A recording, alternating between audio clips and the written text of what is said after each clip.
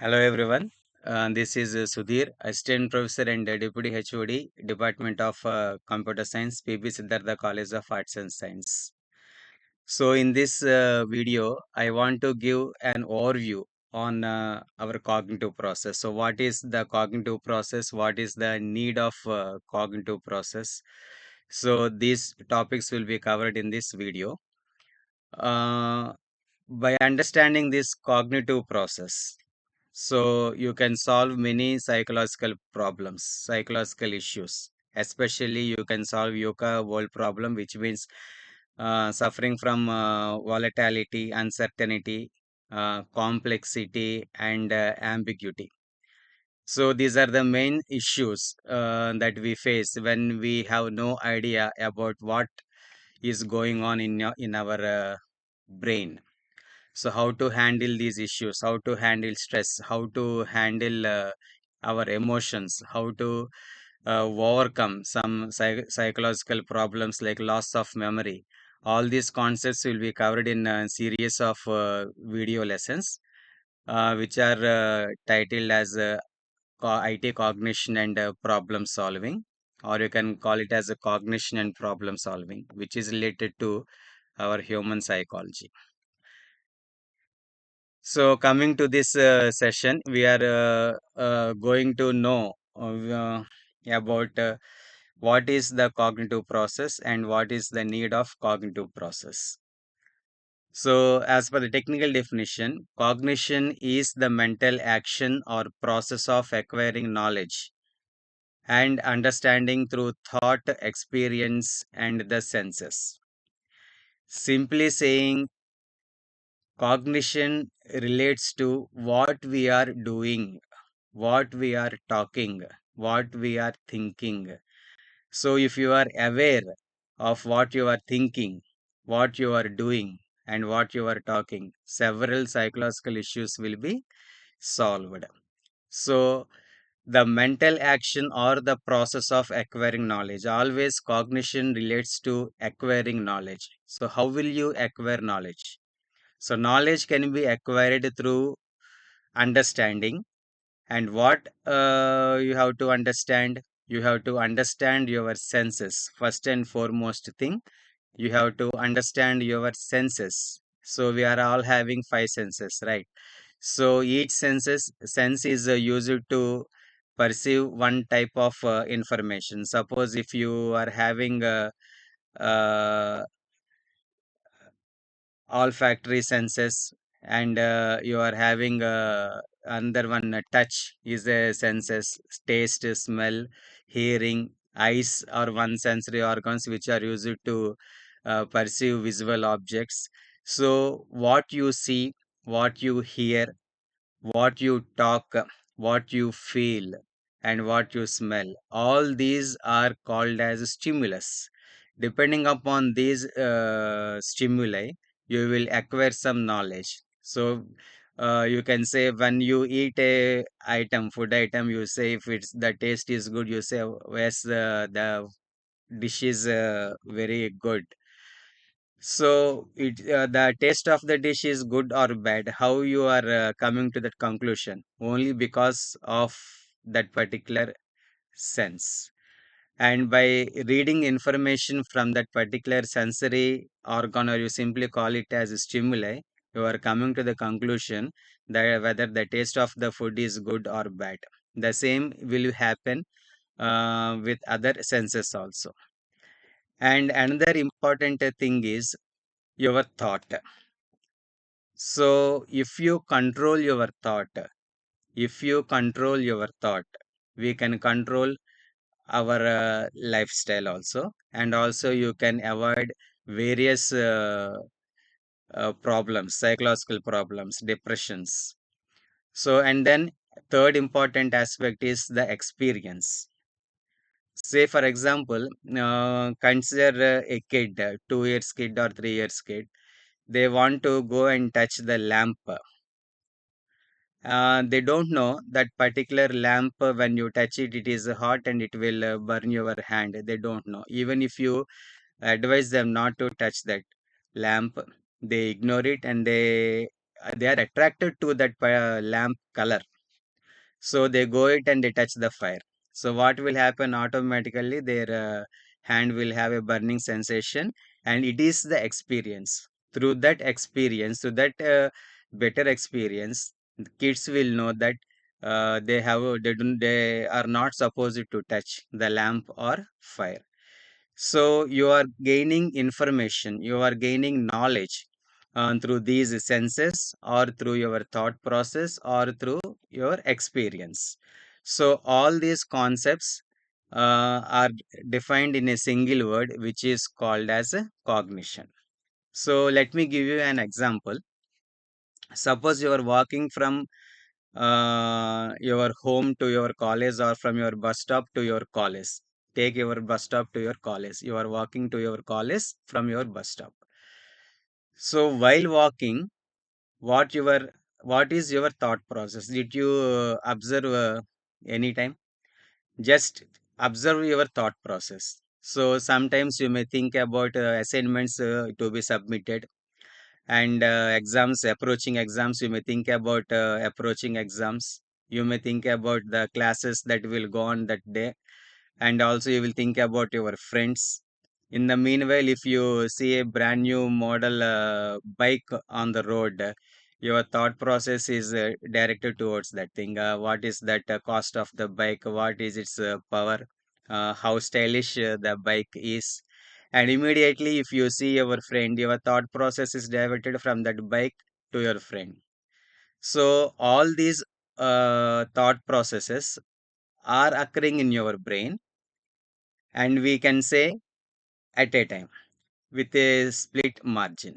So, what is the background about this thought process? What are the operations that are being carried out in your brain while you are in a thought process?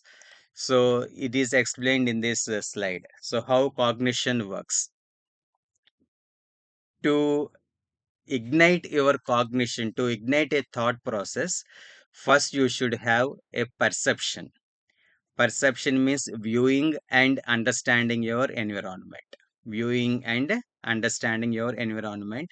And when you view your environment and when you perceive your environment, automatically you pay attention. Say, for example, you want to cross the road. What will we do? We can't simply cross the road as our wish, right?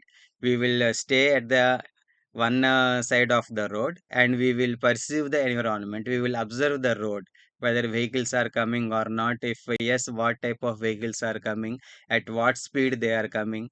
So at how much distance are they is there between ourselves and the vehicle. So, and then you calculate a time. So, can I cross the road before the vehicle reaches me? So, all these calculations and perceiving is happening in our brain within a split second of time. And with this split second of thought, we will decide whether to uh, cross the road or not. So that is the perception and paying attention. So subconsciously, we will pay attention to most of the things in our day-to-day life, but we will remember only few things. So can you say today morning while walking from bus stop to your college, how many people you came across, and what type of dress they are wearing, and what is the color? So how many vehicles traversed on the road? So what are their specifications? So we will see, but we don't pay that much attention to most of the things. So when you perceive an object, or when you perceive your environment with all your senses, automatically you will pay your attention. When you pay attention to that perception, it will be recorded in your memory. We call it as remembering. So, first thing is the viewing or perception, second one is the paying attention, and third one is the memory. So, in your memory, all the objects in your visual perception will be stored. All the objects in the visual perception will be stored. For example, when you entered your classroom and you simply took a glance about your glance of your friends. So suppose there are 30 to 40 members in the classroom. When you enter the classroom, there are 30 to 40 members, 40 friends. So you will have all objects, 40 objects in your classroom, and all 40 objects will be recorded in your memory, but you will distinguish among those 40 objects, right? So there are 40 students in the classroom, and you can, by seeing by only one glance, you can identify all those 40 members individually. That is called as distinguishing items. And in that also you can categorize whether you are viewing a boy or you viewing a girl. So this distinguishing of items depending on category is related to knowledge.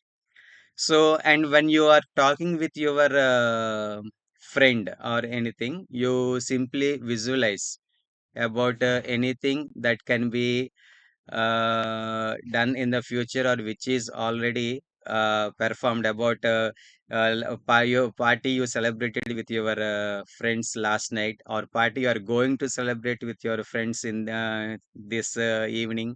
So you will have some visualization, and if you can also have visualization about your friends who are absent on that day, so that is called as visual imaginary.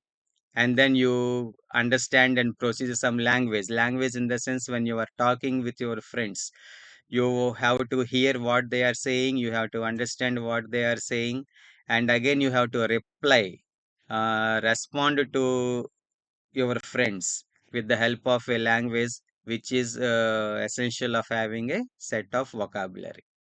And also you can have problem solving in cognition also. So problem solving means, if you want to solve a problem, first you have to understand the problem. Understanding the problem is the basic thing in cognitive process. So suppose if you want to solve an arithmetical operation, if you want to solve numerical equations like that, so you have to understand the problem, and you have to go for the, you should have the knowledge about how to solve the problem. And then decision making is also essential in cognitive process. So you have to make a reasoning, you have to make decisions, or you have to make a judgment whether to do or not to do. And it is also related to our cognition process. So all these operations will be carried out in our brain. And next one, what is the need of cognitive psychology? So cognitive psychology is the study of the mind.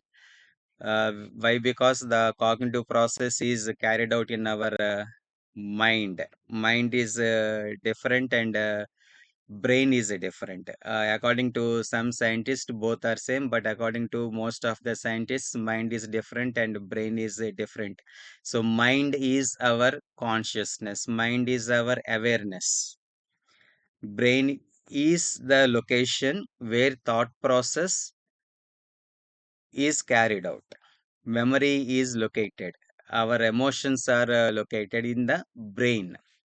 But how to handle that memory, how to understand the language, how to control our emotions, it is all located in our mind. So some scientists say mind is different and brain is different. So mind is the awareness of oneself.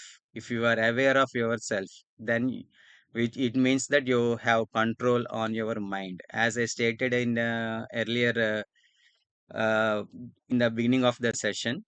So mind means you have to control, you have to know your thoughts, you have to know your what you are doing, what you are thinking, and what you are talking. All these three aspects will be controlled when you are aware of yourself. So the mind creates and controls mental functions such as perception, which means understanding, attention, memory, emotions, language, deciding, thinking, and reasoning. So all these concepts we covered in the previous slide. So what is cognition means? Acquiring knowledge by understanding, paying attention, or memorizing the events, controlling your emotions, language, deciding, thinking, and decision making. These are all the operations that are carried out by our mind.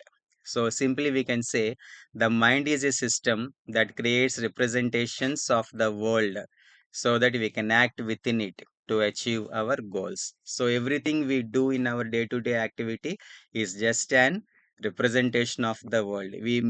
With our experience we make some conclusions, and with our experience we make some decisions, and it is how we react to the same problems in future. So what mind does is creating representations of the world and acting on that representations to achieve our goals. And another reason for learning cognitive psychology is, it occupies major portion of human psychology. So what we are dealing now is the basics of human psychology: how to control anger, how to control your emotions, all types of emotions, how to improve your memory. So all these are related to human psychology. So major human psychological disorders comes from these categories only: loss of memory, loss of attention. All these can be identified in the earlier stages. They can be rectified, and it has widespread influence on other areas like clinical psychology, education psychology, and social psychology. And studying cognitive psychology helps us gain information about how our mind works. So it is the most important thing. Studying cognitive psychology helps gain information about how our mind works. So this is the basic thing I want to discuss today. What is cognitive psychology and why we need cognitive psychology? So these are the references I am following, textbooks. So you can PDFs are available on internet, or you can purchase the textbooks also. So thank you for viewing this video lesson.